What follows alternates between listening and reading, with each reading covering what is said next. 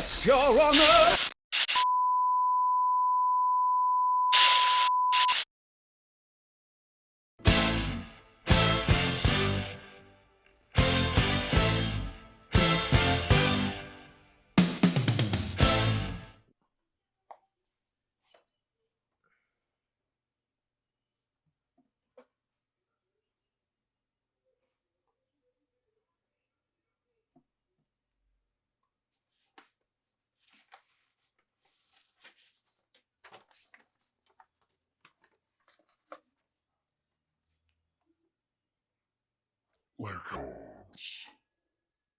As you guys can see, the weather changed pretty dramatically. It's very gloomy now. I put on a jacket here just because, it's a little chilly. It's not like I filmed that previous section last week or anything. But yeah, so today we're gonna be talking about layer comps. A lot of people have been very interested in knowing about layer comps and specifically how it works. What's the process like, and then also like, is it an intuitive and effective way to storyboard? I will say it is one way of storyboarding. There are tons of ways to storyboard. I know a lot of people storyboard in Storyboard Pro, which is mainly for TV. Even people have been storyboarding in Adobe Animate, which I didn't know about, which is pretty interesting. And even more recently, a lot of people have been storyboarding in Procreate, which is pretty cool. Again, I'm not like a loyalist to a specific program for storyboarding. As long as you make some good boards, some kick-ass boards, that's all I care about. And also, thank you guys to those new subscribers who have been subscribing, even though I haven't made any new content in a while. It's cool to see that there are people still subscribing and discovering my channel. So a big thank you to everyone who has subscribed, as well as people who have been following me for a while. I'm coming up on a year on YouTube pretty soon, next month actually. So yeah, I'm really excited. I'm really grateful that you guys have been tuning into my videos. So yeah, just a brief overview of layer comps. There are some videos out there that I have seen that have really inspired me to make my own video. The biggest influence on me has been ABANDO'S layer comp video that he has on Vimeo that I saw a couple years back, and it was still during a time where I was not too familiar with layer comps and I was having trouble with them, but that video really helped, and I want to give a big shout out to that as an inspiration. I have a link in the description below for that video, so even if, say, after this video you guys don't know what the heck I'm talking about, please feel free to check out Ian's video. He's a master at what he does, and yeah, much love to all the people that have helped me out. So layer comps in Photoshop, specifically for storyboarding, it's just another way of being able to storyboard multiple panels in the same file. Other artists have mentioned that they storyboard one panel per Photoshop file, and then they use Adobe Bridge to be able to organize and go through each panel, sequentially. I think for me that's too much work. I was introduced to storyboarding through layer comps in Photoshop. That's the first time that I was able to actually do storyboards, or at least the first storyboards that I ever did were through layer comps in Photoshop, and so that's the program I'm more familiar with.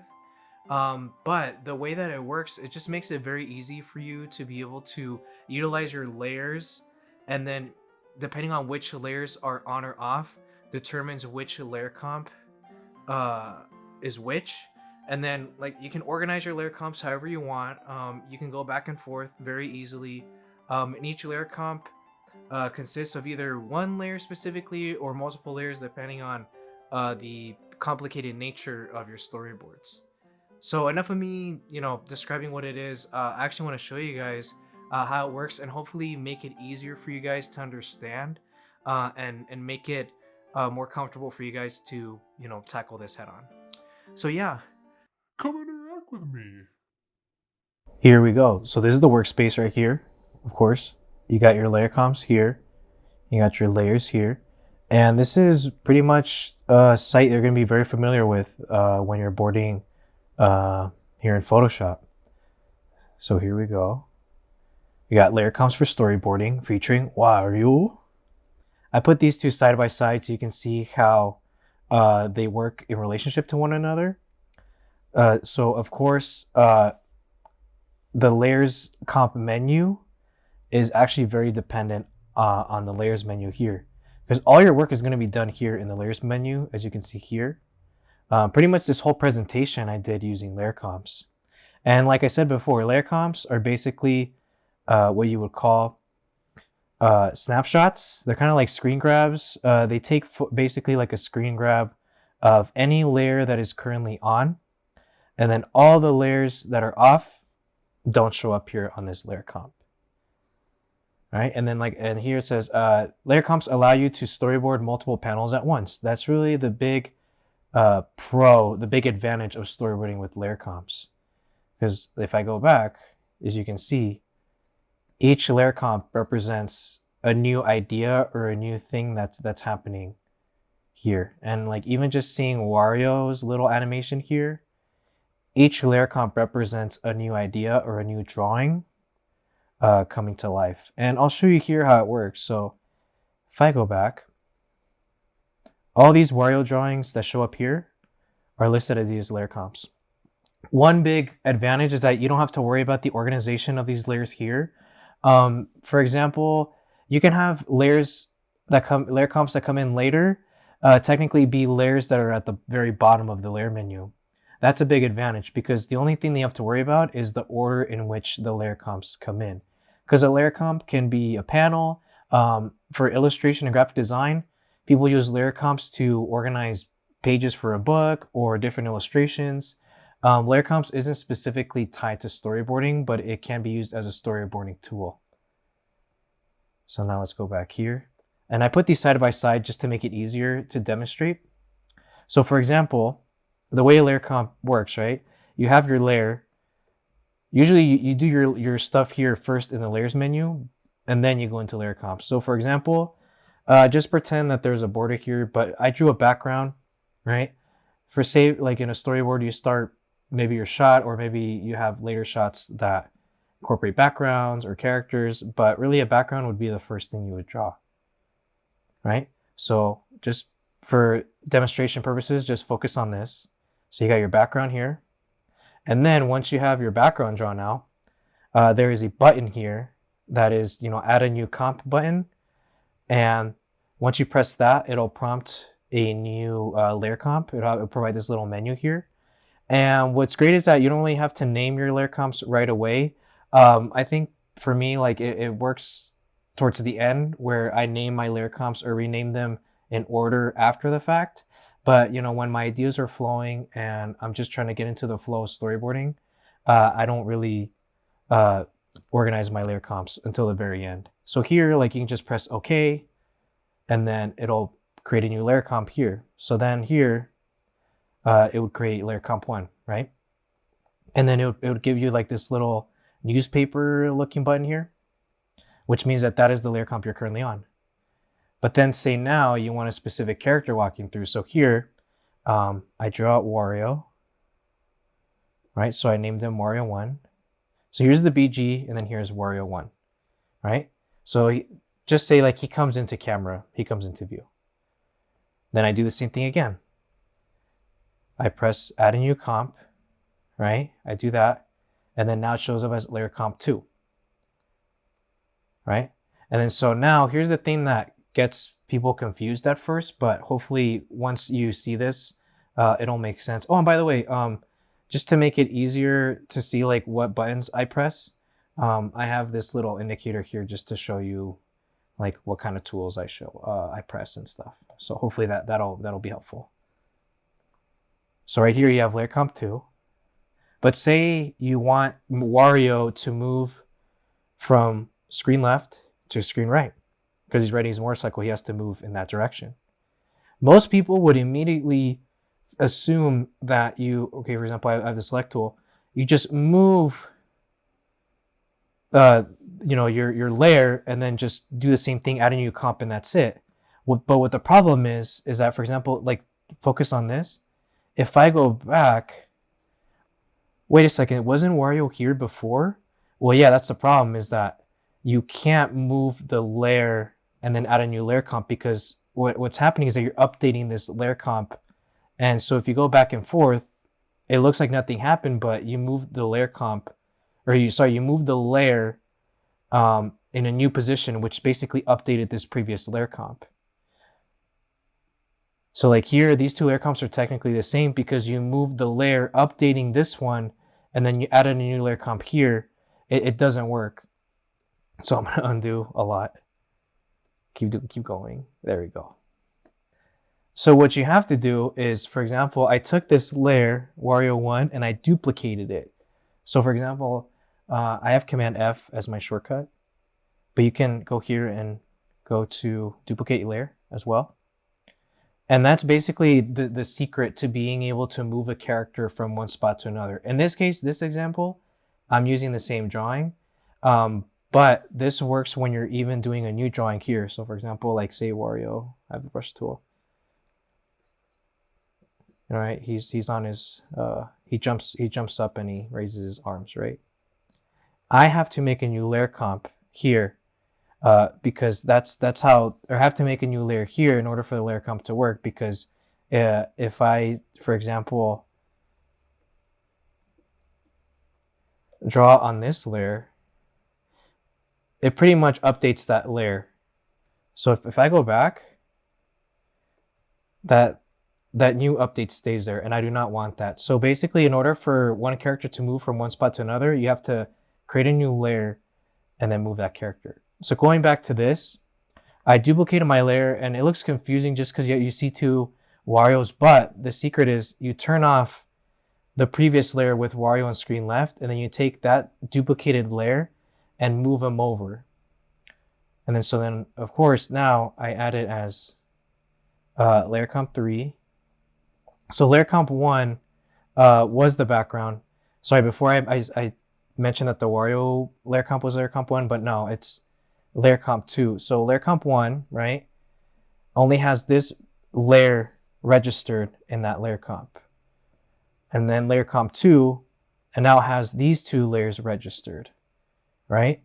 And then layer comp 3 has this one registered. And you noticed how going back and forth, this layer was on in layer comp 2, but then now this layer was turned on in layer comp 3.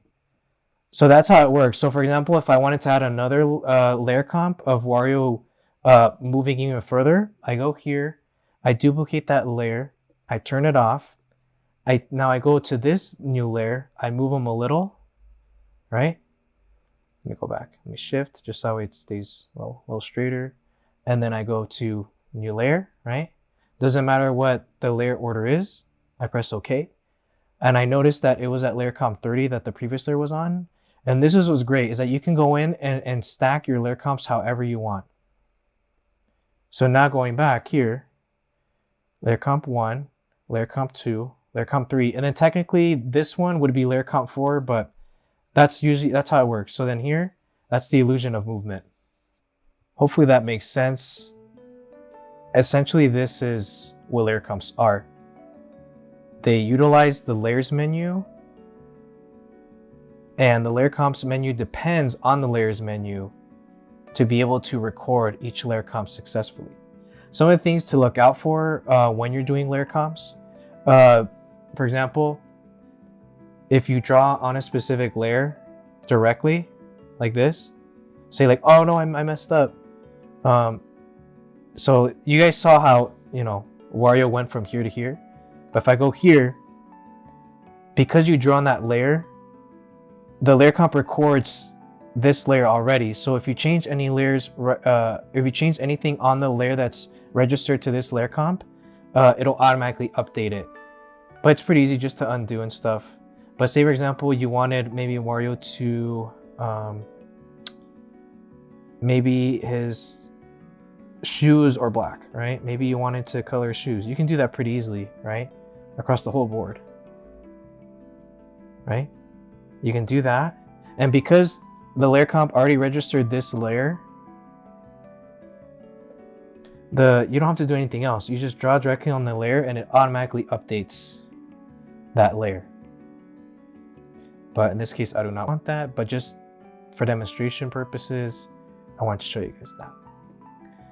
Also too, say you delete a layer, right? Then you go, I say, oops, you'll get this warning sign prompt across all the boards. And the reason you get these warning signs is because each layer comp was recording this info here, and since all this information in the layers menu was unchanged, everything was fine, right? So here it is. I pressed undo and that layer is back. But if the layer comps notice any discrepancies or any changes to the layer comps or to the layers menu, such as a deletion of a layer, it'll prompt this warning sign, meaning that something's wrong, and either you change something with the layers menu, but mostly it's because you deleted it. And so maybe say like you wanted to delete that layer, right? So say you wanted to delete this layer here, right? And like you weren't making a mistake, you were intentionally deleting a layer to maybe fix something else. Then here what you would do is that there's this, you know, icon with the 2 arrows spinning. That represents the update layer comp here. So I press update. That means that you deleting that layer was correct and it was what you wanted to do, and you wanted to update that. So hopefully that makes sense. But it's one of those things to look out for. If you want to like update a layer, or if you delete a layer and then you go back and you realize, wait, Wario was supposed to show up here, and then he just, you know, he was here in the previous 2 comps, but not here. So that's something to look out for. So each layer is important to have, and just keeping track of your layers will help you and, you know, create seamless boards. So how layer comps work? Again, I want to go into more detail here. Again, I treat layer comps kind of like how traditional cleanup artists in animation would create an animation cell. So like you'd have the background on the bottom, right? You'd have the background painting that the VisDev artist painted. And then on top of it, you have the actual painted cells of the animated characters doing their thing. And then maybe on top of that, you have another painted cell of foreground objects in the foreground. The best thing to do is look at other artists who have done storyboards in Photoshop. That'll give you an indication of how they are utilized and how artists create storyboards in Photoshop. So here, just to show you guys how these two work in harmony. So here, if you just look at this, it looks like, you know, Wario's riding his motorcycle and the camera's tracking him and it's following him. But if you actually look closely, if you look closely at the layer comps here, it's just these same 2 drawings. So of course I changed a little bit of, for example, A has Wario a little bit lower on his bike, and then B has him a little higher. So I did this on purpose just to like have a little bounce to him, as well as if you can see like the smoke effect here, and then the exhaust from the engine here, they changed too. But basically it's just 2 drawings together, and it's what we call an A and B cycle. So it's just a cycle of 2 drawings that give you the illusion that the character's just moving in one spot continuously. It's a little cheat that we have in animation. But in terms of layer comps, as you can see, the layer comps go down continuously, right? So they have like more of a chronological order, but here with the layers menu, it goes back and forth. So it goes Wario 1, Wario 2, Wario 1, Wario 2. Hopefully that makes sense.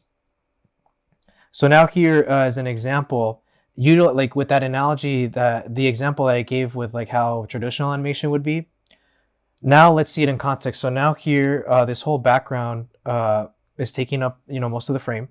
And then you have Wario here. So the first example is that the camera is basically following Wario and is tracking him the entire time. And because it's tracking him, the background will look like it's moving back. So for example, I got the BG here, and then I got Wario 1. So then that's 1 layer comp here, layer comp 6. Then I go to layer comp 7, the BG pans towards screen left. And as you can see, it's this same BG layer, but I duplicated it, kind of similar to how I duplicated Wario and moved him. And then I moved this new BG layer over to the left, which gives the illusion that the background's passing by while the camera's tracking Wario. And then here, I duplicated the same layer again, but this time I duplicated this layer, and then I moved it over more to the left. Here in camera or example 2, the camera's stationary and then Wario moves left to right. I already showed you guys this before, but you know, having the background take up most of the frame, just like how you would actually see in a storyboard. Here, I will duplicate the layer as before, right? Because I cannot move the same layer because it'll update this layer comp. And if you add a new layer comp, these two layer comps will technically be the same because you moved the previous one. So here, right, I have this new layer. I shift it over. I turn off the previous one. And then I'll add a new layer comp here. Oh, let me delete those really quick. All right, so that's pretty easy, right? A to B. I know people have been asking, but how do you simulate a panning background? You know, if say like the background that you want to, you know, what you want to pan through, doesn't, you know, show up until once you move the background into frame. Well, I'll show you guys that too. So here, what I did is, okay, I'll turn off this. Basically what I did, okay, so here I have the camera in full view, but I'll duplicate this and then I'll shrink it. So there's more background beyond the frame. And you guys don't see that now, but once I shrink this, you guys will see that I have more background here. So as you can see, like there's more trees, you know, going along here. And this is actually the trick to be able to do a panning background pretty easily. So for example, if you want a character to be like running, or if you want a vehicle for, you know, to be driving along and the camera's following it, or even if you just want like a peaceful panning background, this is the easiest way to do it is just to like draw a specific background and then like, you know, repeat elements of it. And this is basically how it works in traditional animation. This is how they did it, you know, back in the Looney Tunes days, back in the Disney days. This was the easiest way to simulate a panning background, and I'm just utilizing it here with this digital tool in Photoshop. And then so then what I did is, of course, I have this specific background, right? So of course what I showed you is that like the small version. So I enlarged it here, right? And if I move my layer, the rest of the background is there. But in terms of utilizing it, you know, for storyboarding purposes, I'm just going to take these two, this cycle, right? This A and B cycle of Wario. I'm going to duplicate both of them, because if I move these, it'll affect the previous layers that I had before, because I have these two layers in a previous panel or previous layer comps. So I will shrink them, right? Make them pretty small. And then I'll just start off with Wario 2. Doesn't matter really. So let's start creating our background. So I'm going to update this really quick. Okay, cool. And then so now I have the BG full that expands upon the frame here, expands upon the canvas. So same thing that I did with Wario, like in duplicating his layers, I'll duplicate the layer of the background, right? I'll turn off the previous one because it's already registered to layer comp 42. Then I will move it, I'll hold shift and I'll just move it a little bit to the left. And then what I'll do is I'll just add a layer comp here with the button. I'll press OK, right? And then if I go back, you see that the camera's panning.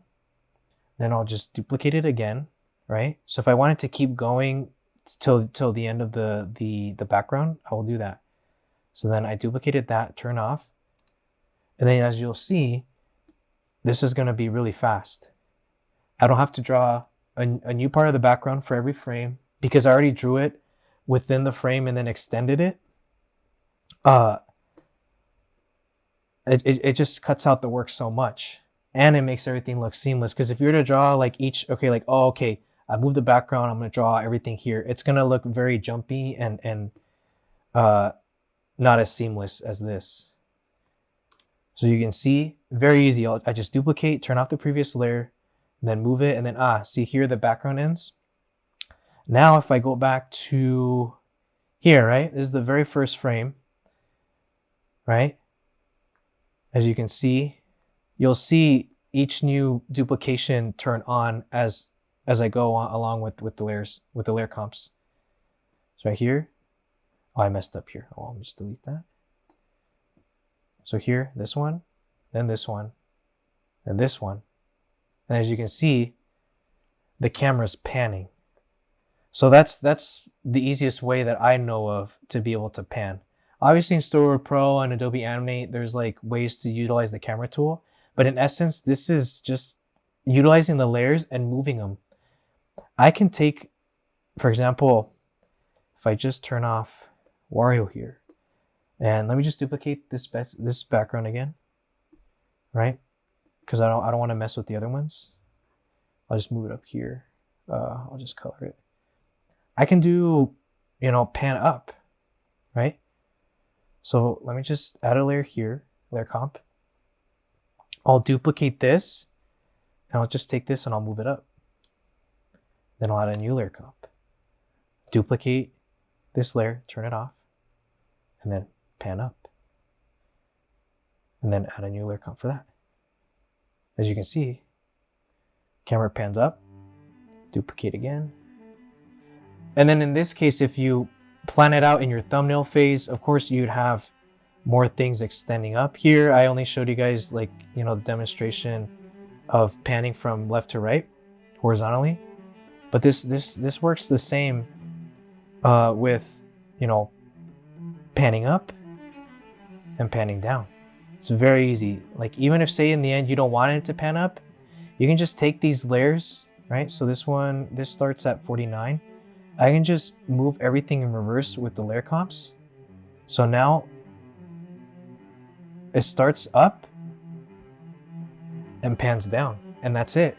And no redrawing, no nothing. It's just reordering your layer comps here, and that's it. And knowing this stuff, I feel like it'll make it so much easier for you guys to approach layer comps and be able to slowly start to build up your process and your workflow. And it'll just make it much quicker for you, much more effective. And I think the biggest benefit also of working in Photoshop is that you have all these brush tools at your disposal. And it just allows you to paint more cinematic storyboards. And it'll be able to expand the possibilities of what you can create. So yeah, hopefully this demonstration helps. But now what I would like to do is, show you a bit of my Wario boards, just because I'm personally proud of them. But I feel like it'll make more sense in context with a storyboard in context with that. Oh, you know what that means. It's time for a break.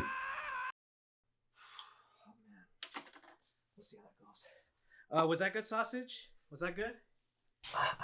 This video has to be good, sausage. Do you understand that, sausage? This video has to be good, so I need you to use all your talent to make this video good. Okay? I want to make sure that people understand what I'm trying to say about layer comps, sausage. Do you understand that, sausage? And also, too, when you edit the video, do not put too many pictures of yourself in there, okay? Do you have any feedback for me right now? I feel like there are certain aspects I could be better at. Did you have anything, sausage?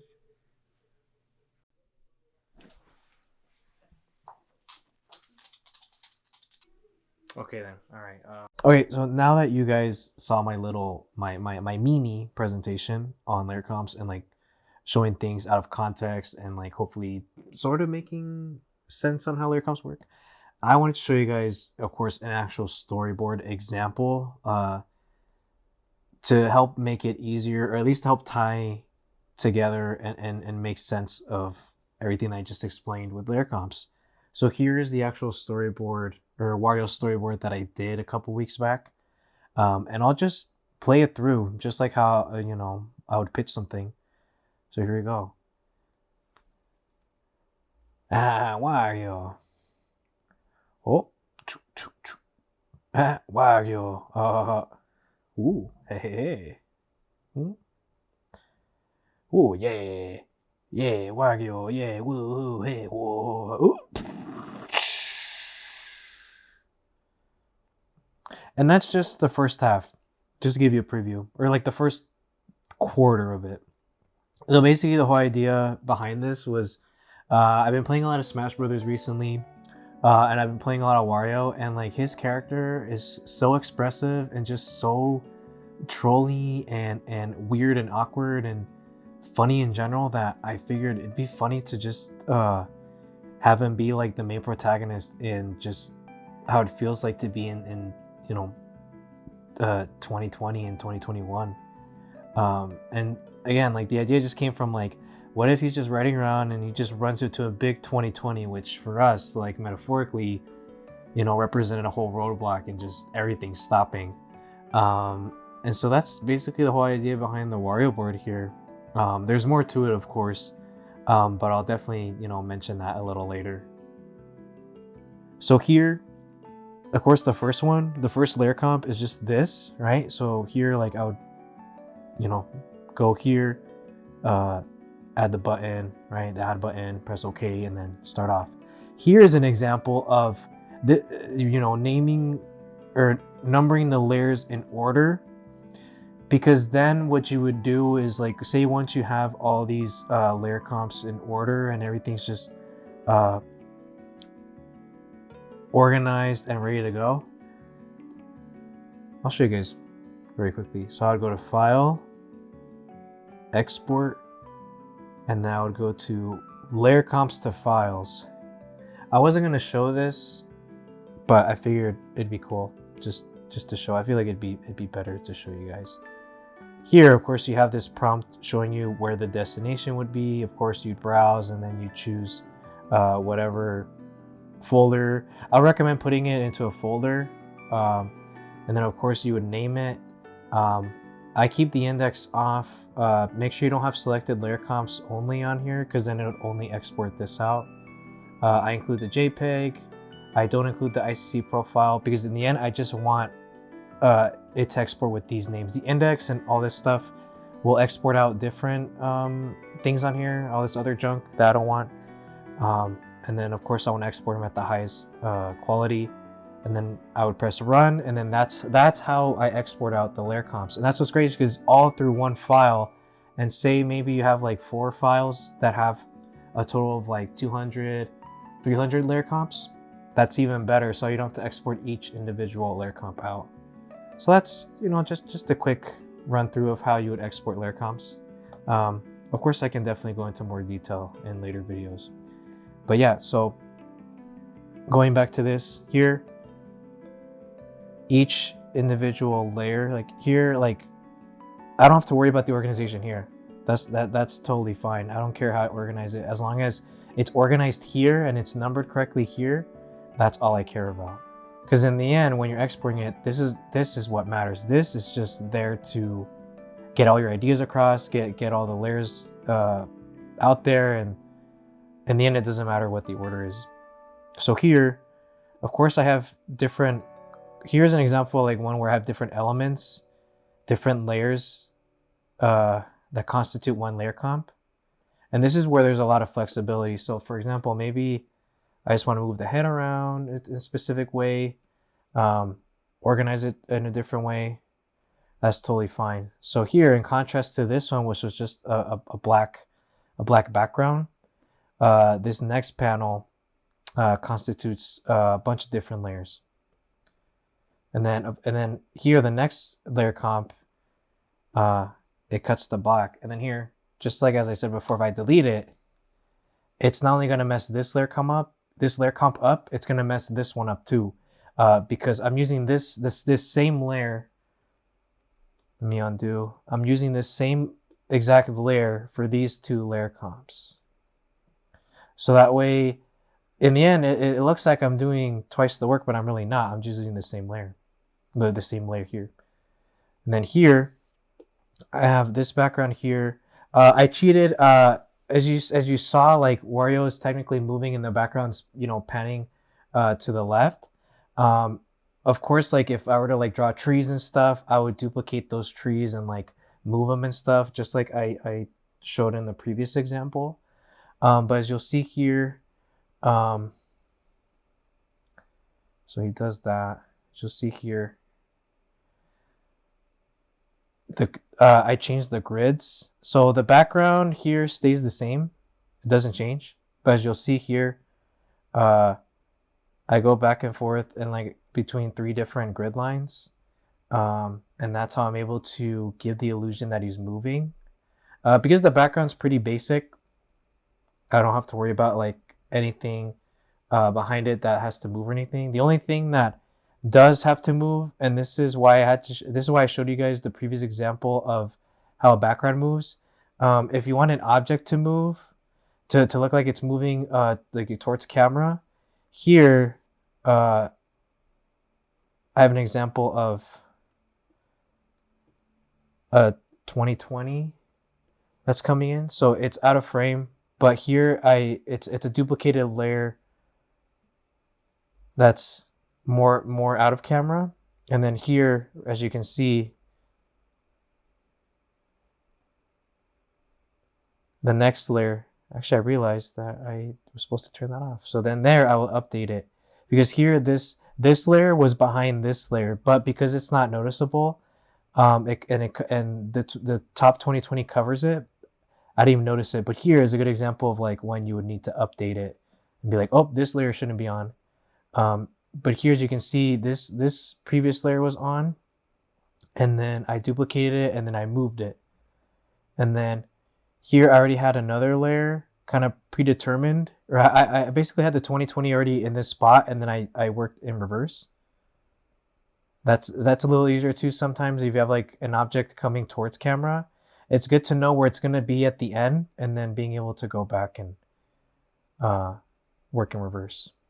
Kind of like Tenet. So then here, of course, like I only moved it a little bit, so like it looks like a camera settling a little bit. And then here, again, this whole thing is a mess, but all that matters is that your layer comps are organized here. Say, for example, like, oh snap, maybe I wanted one more panel of him like really, stretching out and stuff. I'm gonna go to my selection tool, right? V, hold Command, and then I'm automatically at that panel. Here, I would add a new layer because I don't want to mess that up. I want to do a completely different layer. And then I'll go to my brush tool. I'll go to red because I want to rough it out first. And then here, maybe like the wheels are like really, really crunched, right? And then he's like, yo. Right? And then maybe say, because a lot of times you'll storyboard stuff out and then you'll realize, wait, like maybe I need another extra panel to get this idea across a lot better. But wait, where am I gonna put it? Like, how I already have everything organized here. Again, like I showed before, doesn't matter. You already have your new layer. Let's say, for example, I want to turn this stuff off. I'll hold that. I'll turn that stuff off. Right, and then I'll just add a new layer. And then here, because I have everything kind of going by tens, it is at 0490. I'll just do 001 underscore 0495. Actually, no, I'll go 0500 because it's 910. Yeah, I'll press OK. And it shows up at the end, but I can just, there we go. So here, right? So he's laughing, he gets hit, and then there's that extra panel that shows up there. Even though like it shows up in the earlier stuff, it's very easy to take a layer comp and then move it there and number it the way you like to. So, but I don't need this layer comp. I'll just delete it. Again, it's super flexible and very easy to go back and forth between layer comps. And then here, it's something that I'll just mention quickly. So here, again, this is like more of like a creative conceptual thing, but I like to think of my boards as like actually utilizing camera, like an actual camera when it's filming. Like I treat it like as a live action thing sometimes. So for example, like this background actually gets blurred when Wario comes in, because I like to think that the camera is focusing on him. So it's little things like that, that, of course, if you guys want me to get into more detail about that, great. But just something to think about, because here you can use like the filter, blur, and then Gaussian blur stuff on here. Let's see. Because for example, here, like here's like the Wario head blurred. Let me just show you. I'm gonna duplicate this stuff, merge. Again, it has nothing to do with layer comps, but like you got to make sure you duplicate that layer, because you don't want this layer to be blurred, and then you go through your panels and you're like, wait, this one specific panel is blurring. Just I think it's cool just to have that kind of stuff there. I feel like that's more of a conceptual thing,